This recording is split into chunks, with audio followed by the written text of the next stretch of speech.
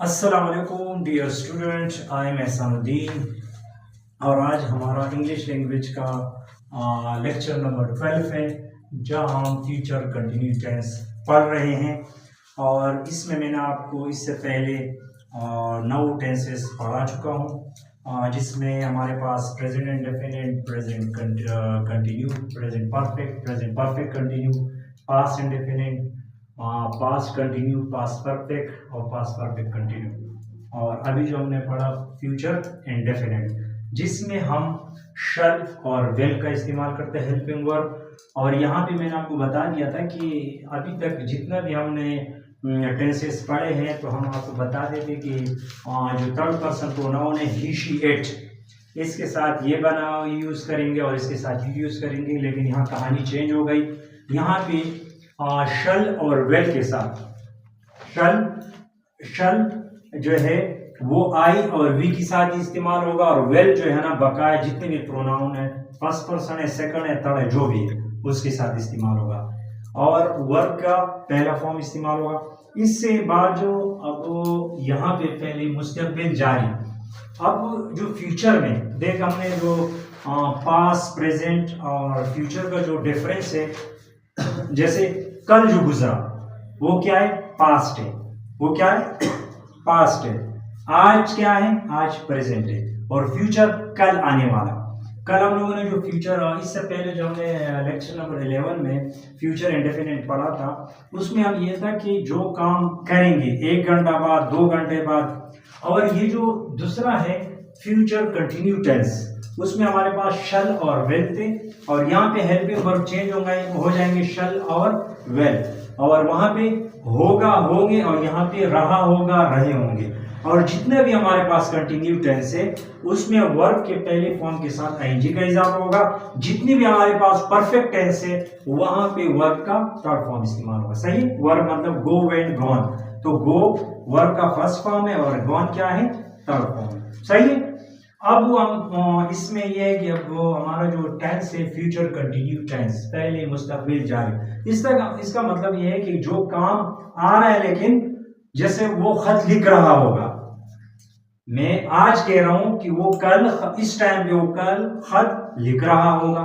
और दूसरी बात है कि जो प्रेजेंट, जो कंटिन्यू, परफेक्ट कंटिन्यू टेंस में 2 वर्ड्स का हमने पढ़ा है। इन चीजों को थोड़ा ज़हन नशीन करें कि इसमें जो सेंस और फॉर है ये बहुत इंपॉर्टेंट है। सेंस और फॉर, जब हमें जो पीरियड ऑफ टाइम गिवन हो, पीरियड ऑफ टाइम जैसे 2 साल से, 2 घंटे से, या 1 घंटे से, या 1 वीक से, तो हम वहां फॉर यूज करेंगे। क्या यूज करेंगे, फॉर। और जहां कह रहे कि वो सुबह से, वो कल, वो 3 दिन से, वो 5 दिन से, इस तरीके से जो टाइम है वहां क्या यूज करेंगे, सेंस। सही है। तो इनको मद्देनजर रखते हुए आज हम जो पहले आज मुस्तकबिल, तो इसमें हम ये काम करेंगे कि जैसे हम वो कल स्कूल जाएगा, जो इससे पहले हमने पास्ट इंडेफिनिट, फ्यूचर इंडेफिनिट में कहा कि कल वो स्कूल जाएगा। सही है, कल वो खाना खाएगा। लेकिन अब हम कह रहे हैं कि वो कल इस टाइम पे खाना खा रहा होगा, खत लिख रहा होगा। मतलब वो क्या है, जारी है। क्या है, जारी है। कल मैं स्कूल जा रहा हूँगा।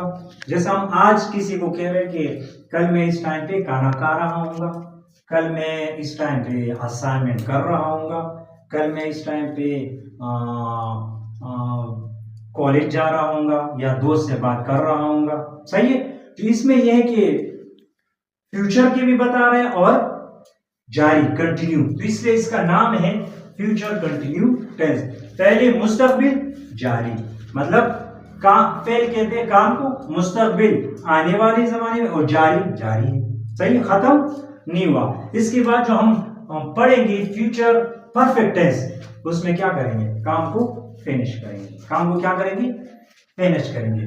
मतलब ये है कि जितनी भी टेंसेस है, अगर वो प्रेजेंट इंडेफिनिट है, हम जैसे हमने अभी फ्यूचर इंडेफिनिट में पढ़ है कि कल मैं स्कूल जाऊंगा, कल मैं खाना खाऊंगा, कल मैं उधर जाऊंगा, ये चीजें। तो फिर जब दूसरा टेंस में हम कंटिन्यूस में, तो कल हम कहेंगे कल हम इस टाइम पे जा रहे होंगे, काम कर रहे होंगे। फिर इसके बाद जो है वो हम उसको खत्म करेंगे, और फिर उसके बाद जो है ना कंटिन्यू रहेगा, लेकिन वहां पे टाइम का इशू होगा। सही है।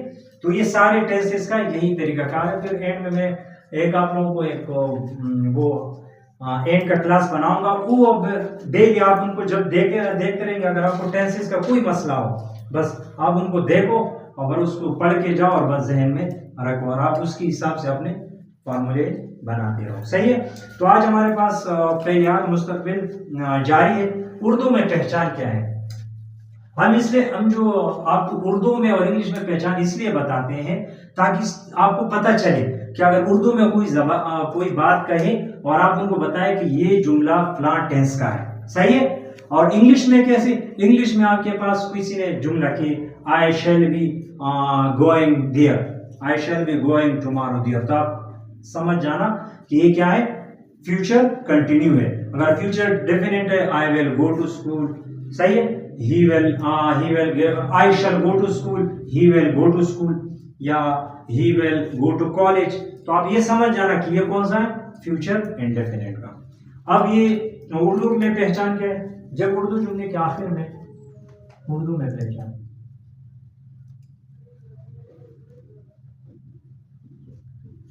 जब उर्दू जुमले के आखिर में रहा होगा, रहा होगा, रहे होंगे, रहे होंगे, रहा होगा, रहा होगा, रही होगी, रही होगी, रहे होंगे वगैरह आए, तो ये कौन सा टेंस है, फ्यूचर कंटिन्यू टेंस, पहले मुस्तकबिल जारी। अंग्रेजी में क्या पहचान है?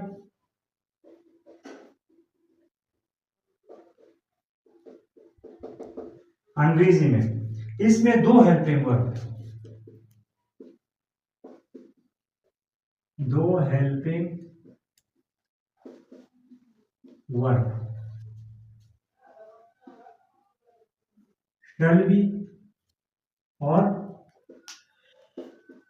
विल बी इस्तेमाल होंगे, शैल बी और विल बी इस्तेमाल होंगे। दूसरी बात, वर्ब की पहली फॉर्म के साथ आईएनजी का इजाफा होगा। और तीसरी बात यह है कि आई और वी के साथ शैल बी और बकाया के साथ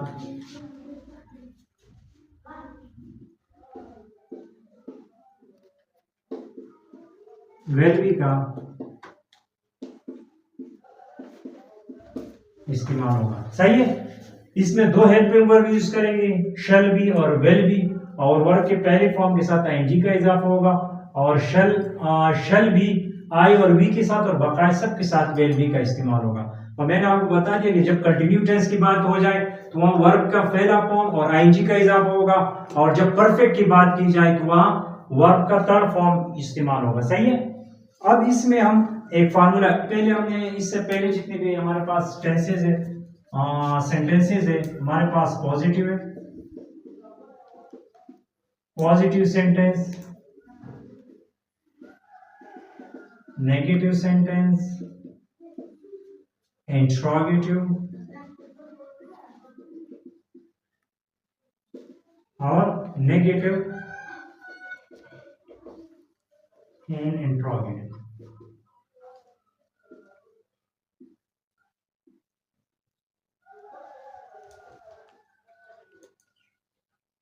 सही है।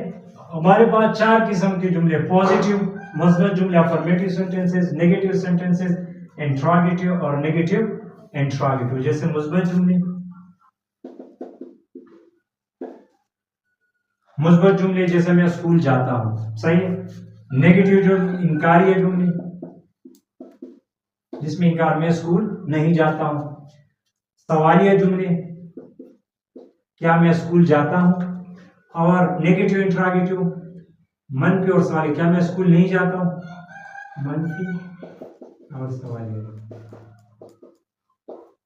अब हमने आपको पहले ये बता दिया था कि हम कोई भी सेंटेंस बनाते हैं तो उसमें एक हमारे पास सब्जेक्ट होता है, सही है, एक उसका हेल्पिंग वर्ब होता है, एक उसका ऑब्जेक्ट होता है, सही है, हेल्पिंग वर्ब होता है, और एक हमारे पास क्या होता है, ऑब्जेक्ट होता है। तो हम जो फार्मूला बनाते हैं यहाँ पे हमारे पास पहले क्या आएगा, सब्जेक्ट, SUB को हम सब्जेक्ट पढ़ेंगे, सही है, सब्जेक्ट प्लस हेल्पिंग वर्ब क्या आएगा, shall be or will be, shall be or will be, shall be or will be, plus first form of the verb plus ING plus object, सही है। फिर मैंने आपको एक यहां पे एक जुमला लिखा था, तालिब इल्म स्कूल आ रहा होगा,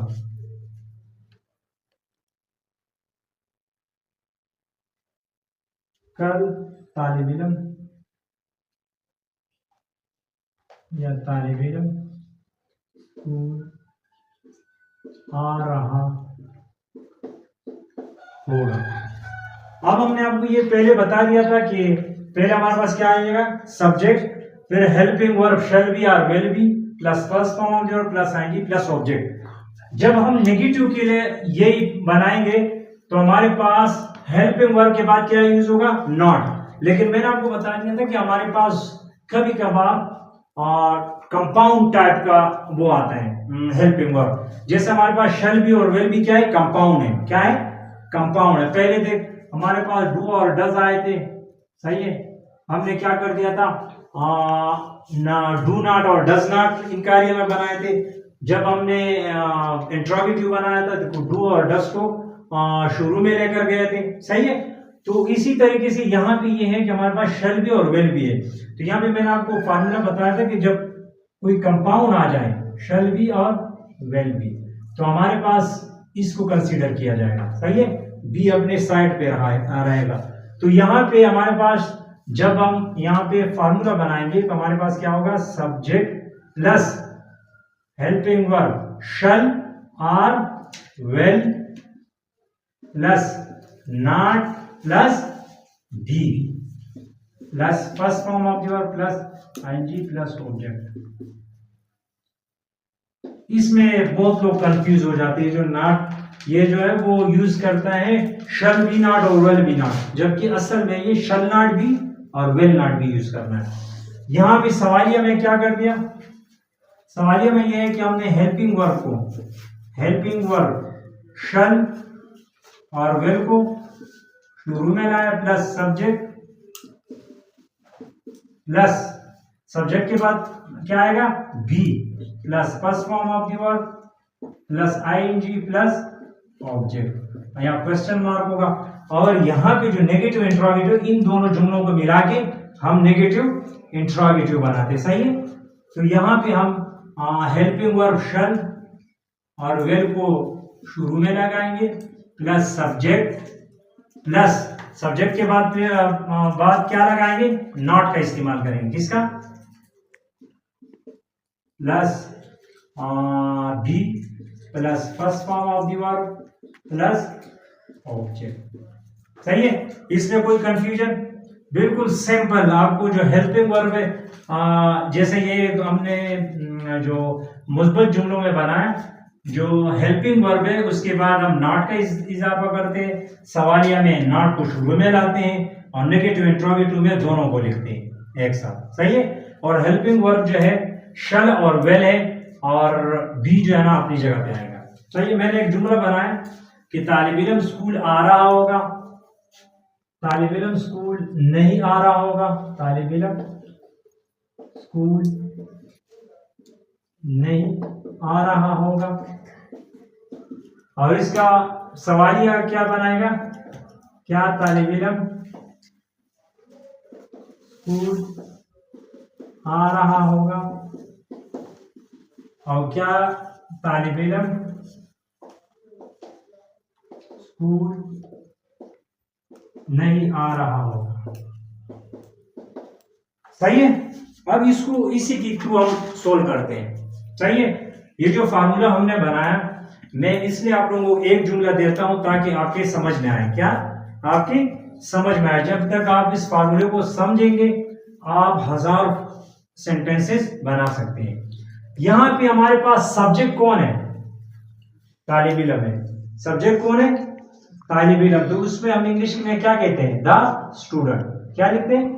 ये देख हम उसका मुस्बत जुमला बनाते हैं। तो यहां पे क्या है? सब्जेक्ट की जगह हम क्या लिखेंगे? The student. क्या लिखेंगे? द। अब मैं पूछूंगा द स्टूडेंट। द स्टूडेंट हमने क्या लिखा? सब्जेक्ट लिखा। अब हेल्पिंग वर्ब हम क्या यूज करना इस्तेमाल करेंगे? Will be. क्या यूज करेंगे? Will be. क्योंकि आई और वी के साथ हम क्या यूज करेंगे? Shall be. और बकाया के साथ क्या यूज करेंगे? Will be. Good. Will be. Helping verb के बाद फिर क्या यूज करेंगे? First form of the verb. तो first form of the verb क्या है? गो। क्या? The student will be go. लेकिन गो यूज नहीं करेंगे, आईएनजी का भी इजाफा करेंगे क्योंकि first form of the verb है आईएनजी। गोइंग। कमिंग। सही है। आ रहे होंगे। कमिंग। कमिंग क्या है? The student will be coming. अब यहां पे क्या इसके बाद आएगा? ऑब्जेक्ट। ऑब्जेक्ट क्या है? स्कूल। To school. सही है। The student will be coming to school. अब इसका मैं नेगेटिव बना रहा हूं। अब नेगेटिव के लिए हम शेराली क्या लगाएंगे? पहले यहां फॉर्मूले में क्या है? सब्जेक्ट क्या है? The student. सब्जेक्ट क्या है? The student. हेल्पिंग वर्ब कौन सा यूज करेंगे? क्या यूज करेंगे? वेल। यहां पे क्या यूज करेंगे? Will. The student will. Will not. Will not be. फिर क्या लगाएंगे? बी। Coming to school. क्या है? The student will not be coming to school. सही है। क्या किया हमने? सब्जेक्ट लगाया, हेल्पिंग वर्ब, फिर नॉट प्लस बी अपनी जगह पे, कमिंग टू स्कूल। क्या तालिब इल्म स्कूल आ रहा होगा? तो यहां पे हेल्पिंग वर्ब हमारे पास क्या है? वेल। क्या यूज होगा? वेल। और सब्जेक्ट क्या है? The student. Will the student. फिर क्या आएगा? Be. Will the student be. Verb का फर्स्ट फॉर्म आएंगे कमिंग टू स्कूल।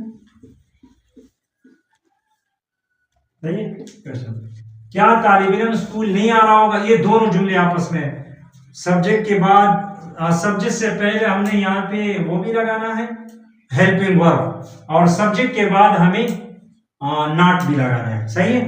तो यहां पे हमारे पास हेल्पिंग वर्ब क्या है? वेल। क्या आएगा? वेल। सब्जेक्ट क्या है? The student. The student. और क्या आएगा? Not plus be. Be coming to school. तो ये हमारा फ्यूचर परफेक्ट कंटिन्यू टेस्ट था, जिसके मैंने आपको बता दिया कि उर्दू में पहचान ये है कि उर्दू जुमले के आखिर में आ रहा होगा, आखिर में रहा होगा, रहे होंगे, रहा होगा, रही होगी या रहे होंगे वगैरह आते हैं। अंग्रेजी में उसमें हमारे पास दो हेल्पिंग वर्ब है, शैल भी और विल भी इस्तेमाल होंगे। वर्ब का पहला फॉर्म और वर्ब के पहले फॉर्म के साथ कंटिन्यूस में क्या यूज होंगे?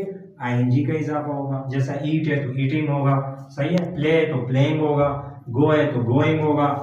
सही है। और यहाँ पे हमारे पास जो हेल्पिंग वर्ब है शैल भी और विल भी इस्तेमाल होंगे, लेकिन वी और आई के साथ शैल भी इस्तेमाल होगा और बकाया के साथ क्या होगा?